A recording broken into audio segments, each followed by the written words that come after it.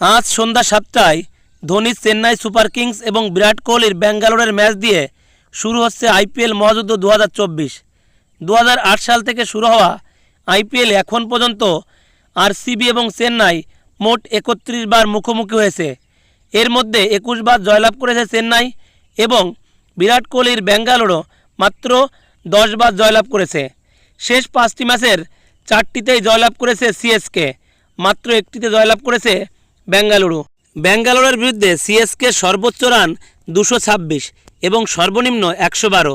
অন্যদিকে আরসিবি চেন্নাইয়ের বিরুদ্ধে সর্বোচ্চ রান 218 এবং সর্বনিম্ন রান 70।